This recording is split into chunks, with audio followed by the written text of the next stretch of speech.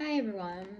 I wanted to talk about emotions on anniversaries and the different feelings I experienced with everything and when it took place, and basically that everyone grieves different. And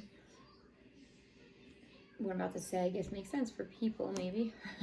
uh, so, Halloween was the last day and night that we got to spend with Wyatt, and November 1st is technically his anniversary of him becoming an angel. So that made 3 years this November 1st. And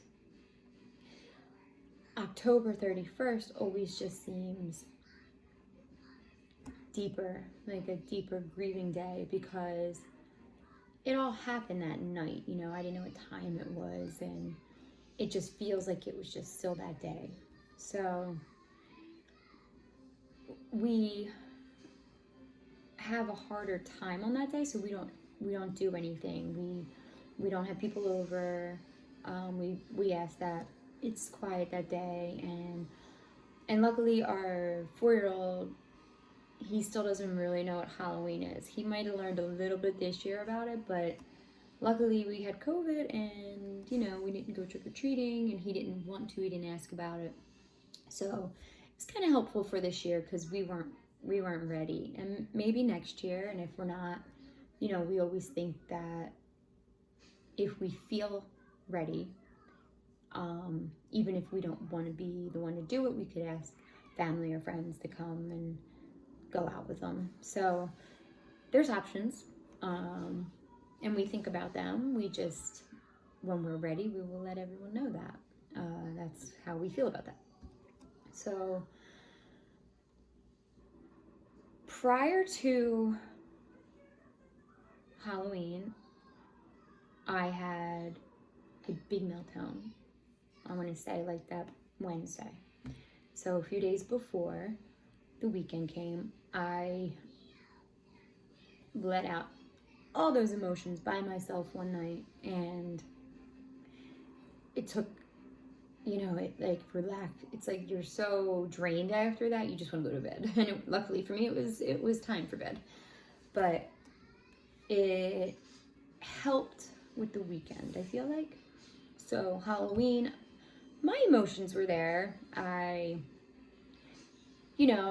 bring my youngest to school, and the Friday, and they did their little Halloween thing, and it wasn't much. It was just basically if kids wanted to dress up, they could, and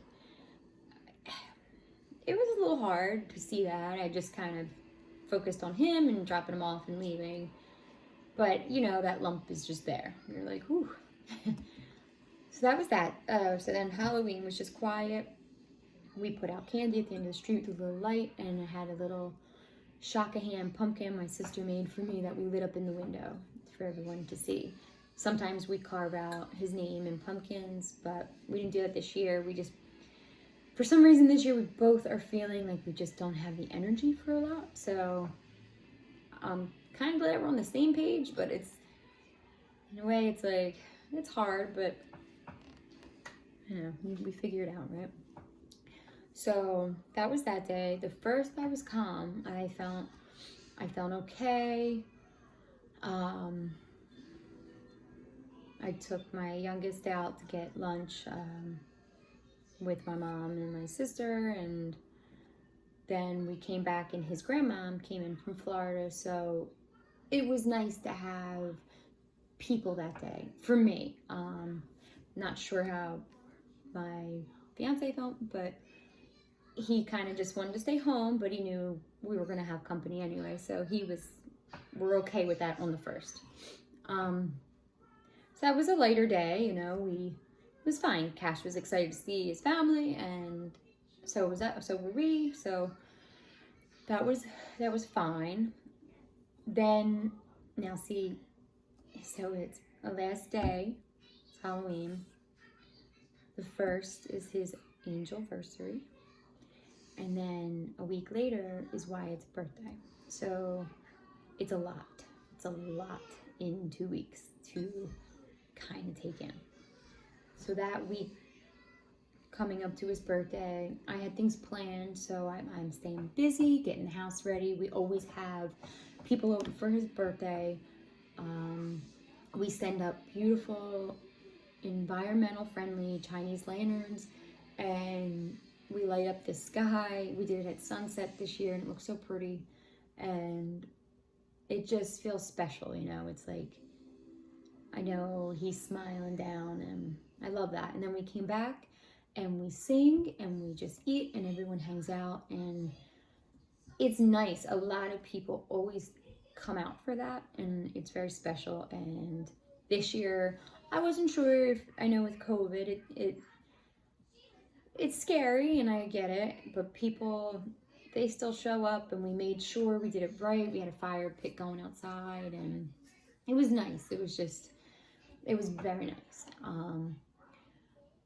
So that day's good. I get choked up always on his birthday, mainly because, you know, you want to see him, you want to hug him and scream happy birthday to him and surprise him with something he's been wanting, that all of a sudden it's just there and they're so excited.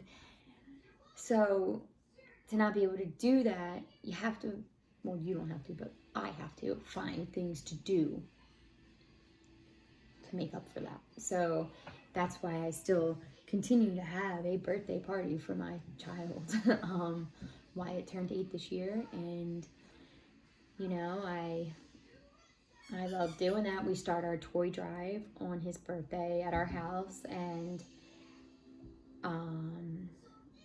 it's nice. It's kind of like Wyatt's getting a gift, but yet we're bringing that gift to a child in the hospital. So it's all very comforting and beautiful, and there's no doubt in my mind that he loves that. So that's great on his birthday. Going back to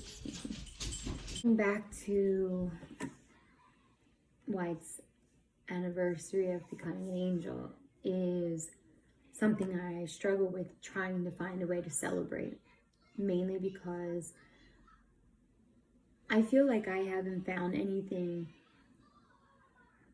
beautiful enough to do for him. Like, Wyatt was so wonderful, such a beautiful soul. Like, I get it, we all think our children are wonderful and beautiful, and they are. And like Cash, my other son, he's great, you know, he's wonderful. I'm so thankful for him. But Wyatt wasn't a normal child. He wasn't your average kid who just makes you laugh and do this. He was truly special. There was just something I've never seen in another human being since I've been alive. Like, the way he loved, the way he wanted to make people happy, the way people loved him, the way he cared. Like, he was just so pure, you know. Like, it's so hard to describe him. Any adult, all the adults fell in love with him. He wanted to hang out with the adults. He could relate better with adults. He was just such an old soul. But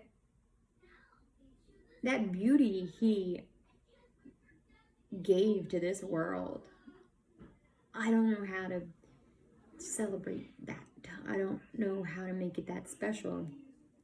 So that's why this year I sang a song. I did a song for him because we loved music. That's what we did together. We sang. You know, I don't post song videos to get famous, or trust me, I know I'm not. That's not me or where I'm going with that. It's not for that. It's for him, and it was our thing. Like, he loved music as much as I did, and he wanted to be a rock star, and that is my way of being one for him, to him, with him, this way, because I don't know how else to do it. So that was something I did for him. Because it's hard to think of that, you know. I think it's also hard to make that day special because you don't want to realize what that day is. You don't want to think this day is 3 years you haven't been here. You know, it's, oh, I don't want to think about that. I don't want to remember that, honestly, but I have to. So I do whatever it is that makes me happy or feel comfort in all of it.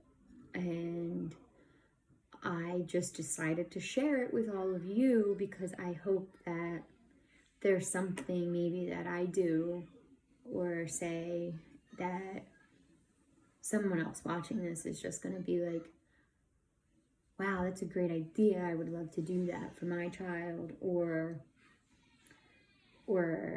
wow, okay, great. I felt this way too. And it's nice to hear that I'm not alone feeling that way. So it's just where this all comes from and why it's my story. And I'm going to share them until the day I die because I can't not let that little beautiful soul ever not be talked about or remembered by anybody. And for people who don't know him or have never heard his name, it's just, to me, it's that much more beautiful when all of a sudden someone new is saying his name.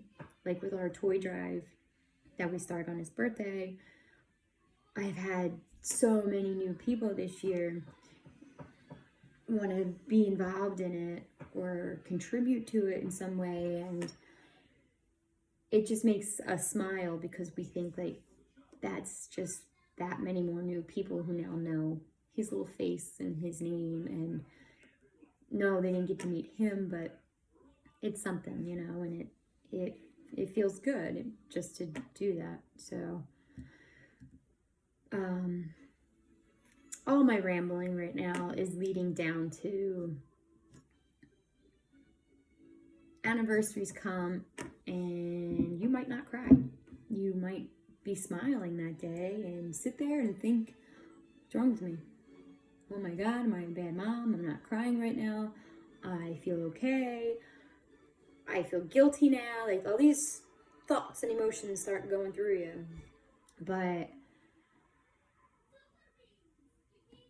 then it's like either a couple days before or maybe a couple days after, all of a sudden it hits you and you're like, oh, there it is. Okay.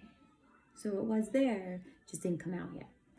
And that happens to me all the time. I have people crying to me on anniversaries or certain days and I'm sitting there like, oh God, I can't cry. Like I feel horrible. I'm his mom and I'm not crying. And then I'm like, I have to stop myself because I'm like, no, you know what? I do that when it needs to happen. And I just want to say it's okay if on those days it's not, you're not bawling your eyes out. Honestly, if you're smiling, take it. Take it because I'm sure that they love to see us smile, you know? So I needed some time to do this video because I was having a hard time after Wyatt's birthday and after, you know, the in-betweens really got to me. I was just really, really stressed out and having really bad anxiety for like 2 weeks. So I can finally breathe again. And I wanted to take the time to do this and say, just go with the flow. Go with what you're feeling that day. Do what you need to do to remember your beautiful angels, and that's it. If it makes you smile, then you do that. If it brings you comfort, then you do that.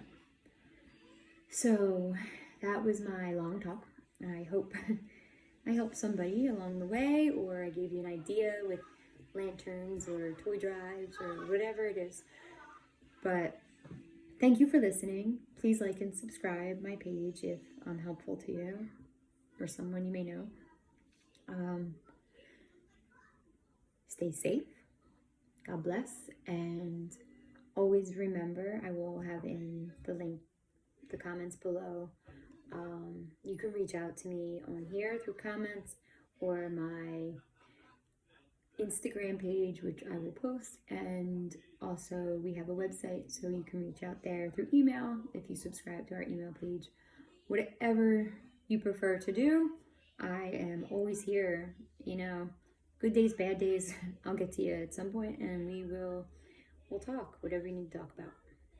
So that's it. Have a great day. Cheers.